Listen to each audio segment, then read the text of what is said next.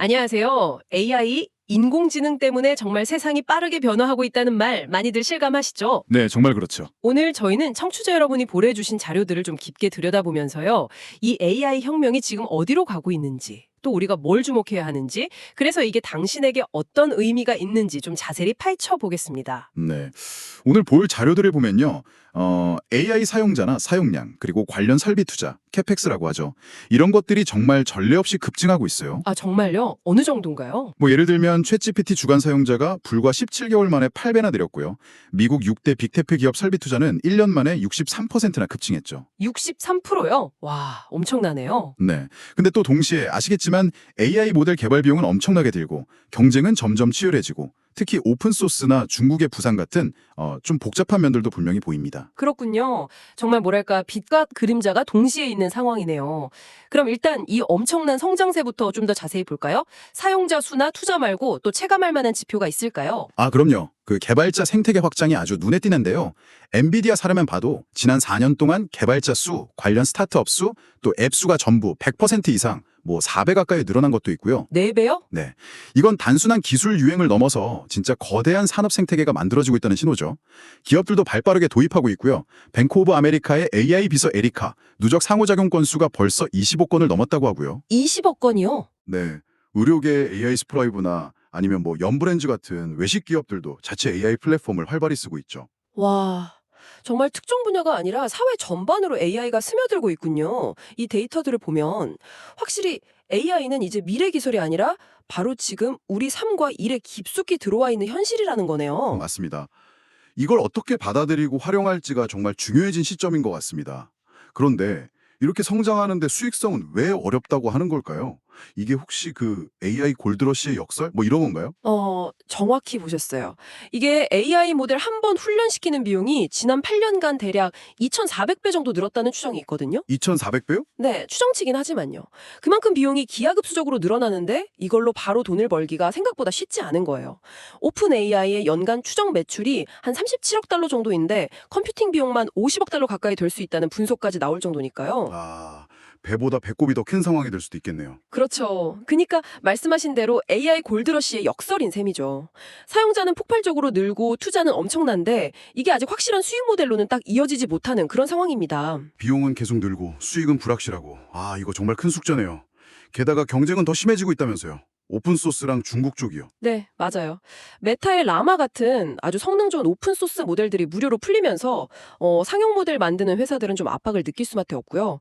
중국 성장세도 정말 무시 못합니다. 중국은 어느 정도인가요? 알리바바의 QN이나 바이두 어니 같은 중국 LLM들 그 데스크톱 사용자 점유율이 불과 1년 만에 10%에서 21%로 2배 넘게 뛰었어요. 와, 1년 만에요. 대단하네요. 네, 그래서 지금 AI 시장은 기술 경쟁, 비즈니스 모델 경쟁이 막 뒤섞여서 아주 격렬하게 싸우는 뭐랄까 초기 통신 시장 같은 느낌도 좀 들어요. 장기적으로는 상용 모델과 오픈 소스가 같이 쓰이는 하이브리드 형태가 되지 않을까 싶고요. 그렇군요. 그럼 여기서 청취자분들이 좀 주목해야 할 점은 뭘까요? 일단 AI 분야 투자가 단기적인 수익을 보장하는 건 아니라는 현실을 좀 이해하실 필요가 있고요. 그리고 기술 경쟁뿐만 아니라 이 오픈소스 생태계하고 어떻게 관계를 맺을지, 또 미국과 중국 간의 그런 지정학적인 문제까지 이런 복합적인 것들을 다 같이 고려해야 한다는 점입니다. 복잡하네요, 정말. 그리고 또 많은 분들이 걱정하시는 게 일자리 문제잖아요. AI 때문에 내 일자리가 없어지는 거 아니냐, 이런 걱정이요.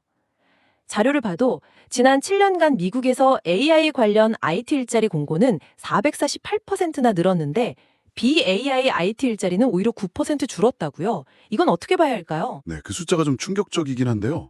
근데 핵심은 소멸이라기보다는 변화에 더 가깝다고 봐야 할 것 같아요. 변화요? 네, 물론 AI가 단순 반복 작업이나 어떤 정보 분석 같은 중간 단계 직무를 대체할 가능성은 분명히 있어요.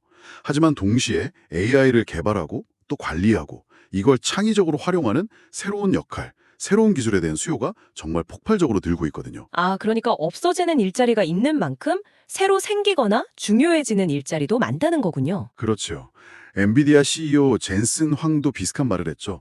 AI 자체의 일자리를 뺏기는 게 아니라 AI를 잘 쓰는 사람에게 일자리를 뺏길 가능성이 높다는 말이요. 아, 그 말 저도 들어봤어요. 결국 AI 시대를 살아가는 우리에게 필요한 건 적응, 그리고 새로운 기술 학습, 즉 리스킬링이겠네요. 바로 그겁니다. AI를 두려워할 게 아니라 내 생산성을 높이는 강력한 도구로 쓸 줄 아는 능력이 중요해진다는 거죠.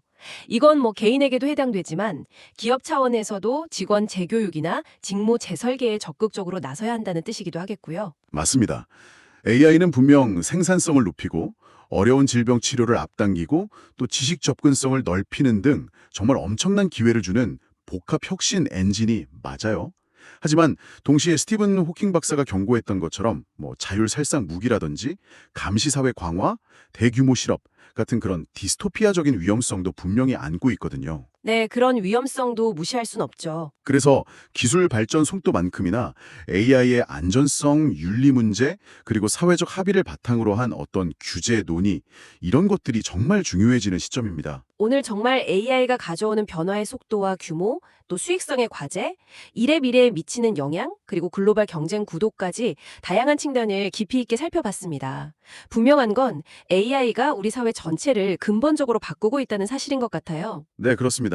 AI는 정말 거대한 기회이면서 동시에 우리가 반드시 넘어야 할 도전 과제이기도 합니다.